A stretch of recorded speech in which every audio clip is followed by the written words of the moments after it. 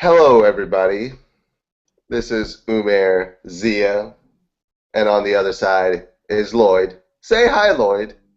What's up, people? Feeling under the weather today, but I'm here. We're doing it.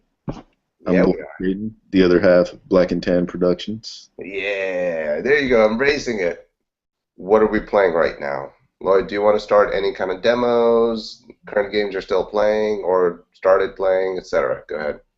Yes, so there's a couple things I wanted to talk about. Free on the 360, if you still have a 360, is BioShock Infinite. If you have a 360 account where you play online, then you have access to that. BioShock Infinite is free right now.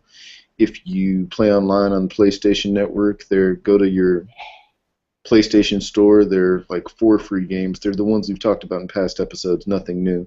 Now there's a couple new demos on PlayStation. Um, so let's see. One of them is Tokiden. It's like a Monster Hunter type game. Very cool. I enjoyed the demo. It actually came from a PlayStation Vita, but they did an HD version now, and it's going to be on PS4. There's a Ride demo on Steam, which is supposed to come to PS4 and Xbox One. Ride is a motorcycle game, kind of like a Gran Turismo motorcycles. Which ones have you played? I've played Tokiden. Um, All right, anything on the long form that you're playing? any? Um, I'm Regular, non-demos.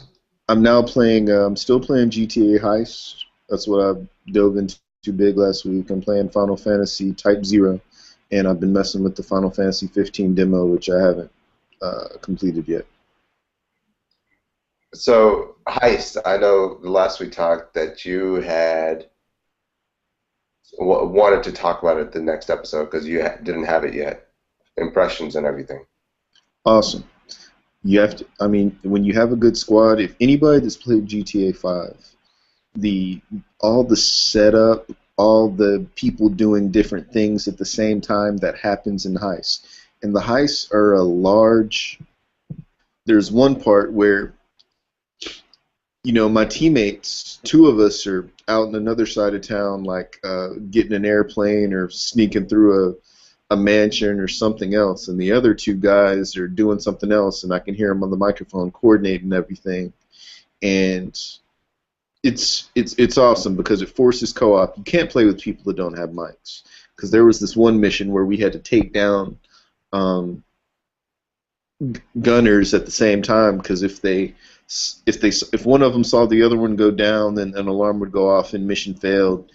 Basically, if you play GTA 5, it's everything that the heists were in the single player, except that it's in multiplayer. What's great about it is there are parts of the heist I didn't do because I've been the heist leader in most of them. So the heist leader has to pick the two that are going to do what. So each setup, there's normally everybody's got a job that two people have to do. So I've gone through a heist, but there were some cool things that sounded like they were doing that I didn't get to see because on their screen they're having to do something else. It's giving them other directions, and on my screen, me and my partner are having to do other things. So heists right now are awesome. I hope this is something that they expand upon in GTA 5 Online.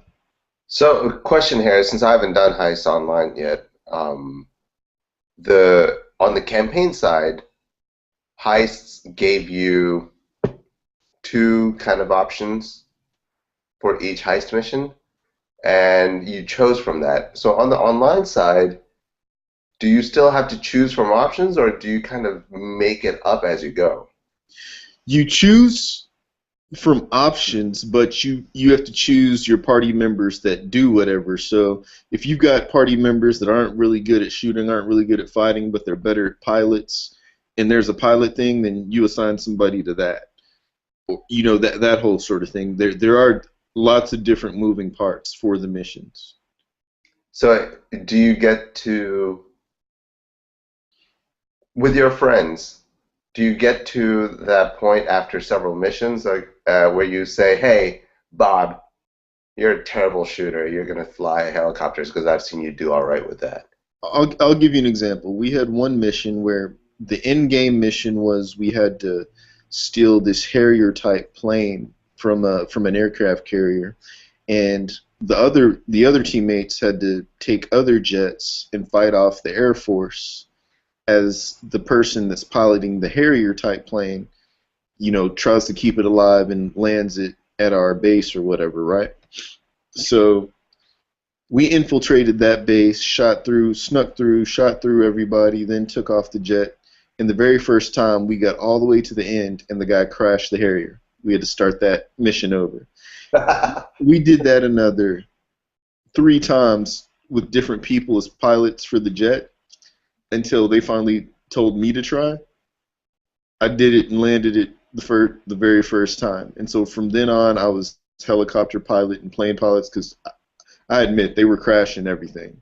Like they couldn't fly, and I was dodging missiles, and I could fly, I could land. I'm terrible with the helicopter. I'm so bad with the helicopter. I used to think I was bad at the helicopter till I got online and started playing with people, and I had to have the helicopter and have 2 gunners, and so I'm fighting. There are 2 helicopters coming at me shooting missiles, and there was another mission where we're getting blown out of the sky because the helicopter pilot can't dodge the missiles. Well, I dodged the missiles, and I managed to keep it on the side so that my gunners can shoot. So after that, I became pilot, driver, everything. So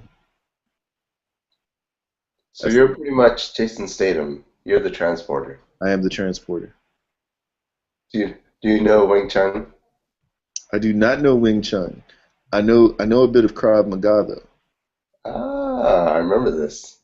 Okay, so on my end, what I'm playing right now, I'm not playing anything new. I'm still playing Assassin's Creed Rogue for the 360. I'm just trying to power through it now with the main missions because I have it on GameFly and I don't want to pay another month for it. Gotcha. Even though it's only $20. I just want to play through it and get a new game to play somewhere along the line. On the other end, I'm not playing anything else right now. Everything's kind of on a break. Wolfenstein, I'm still in the middle of it, but I haven't touched it in a week because I've been too busy to play. The little time I've had to play, I've just played Assassin's Creed. But I will finish that too. And plus, there really isn't a lot of stuff hasn't really come out as of recent where I wanted to jump on it right away. But that season's coming up. The late spring, early summer, there's going to be a lot of stuff launching. It is because in April, Mortal Kombat 10 comes out. In May, Yeah. The Witcher 3 comes out. And in June, Batman Arkham City comes out. Yes. And when those two games come out, but besides that, there are 2 games coming out that I want people to look at while I'm thinking about it. One, end of the month, is Pillars of Eternity, turn-based RPG. It may eventually come to consoles. I'm not sure, but right now it's a PC. And the other one is Sword Coast Legends, which comes out at some point in 2015. Now, what's great about Sword Coast Legends? It's an RPG. Right now, it is PC only. I don't know if they have any designs to bring it to console, but you've heard about guys playing D&D like tabletop, right? Yeah. Sword Coast Legends will let you play a single-player RPG, or it'll let you play 4 players, as each character, doing the D&D thing in a video game format, and 1 person as the dungeon master, setting the traps and sending bosses out and enemies out to fight them. So, it's like the D&D in a video game form, which I could never do D&D not in video game form. So this would actually make me actually do it because I'd just be playing a video game. The cool thing that's happening is it was just revealed this week was on Mortal Kombat 10 or X, whichever you want to call it. They're putting in Jason from the Jason movies, the Hellraiser movies, and also a pretty cool one, which is the Predator. Yes. Yeah, which is pretty cool. I'm really interested to see what happens with those characters. The other big news is that Nintendo is finally opening up their doors to mobile. And we're talking outside of DS. We're talking tablets, iPhones, Androids, etc. Yeah, they haven't said exactly what they're going to do with that. I bet they're gonna license a few games out, and I bet they're gonna have their own cell phone or sort of service on phones where you can play Nintendo games, but they haven't exactly talked about it. But I am curious to see what they do. Yeah. The only thing that's kind of come out from them about it was that they're not just gonna re-release a bunch of games that are in other systems because they want people to still buy their systems, their handhelds and Wii U's and whatnot. Um, so the loyalists for those systems will still get the games that are designed for them because mobile, you have to take a more casual approach to mobile anyways. You can't have the hardcore approach with mobile gaming because you don't have the joystick, you don't have the buttons. Everything has to be done on screen. You can buy those peripherals, but those things are shit. I will say their Square Enix has done a decent job of having some decent games on iPhone, like the Chaos Ring series. Those are actually some hardcore RPGs. RPGs and strategy games work well. XCOM, a game like that's won many awards and it's like Zelda called Oceanhorn.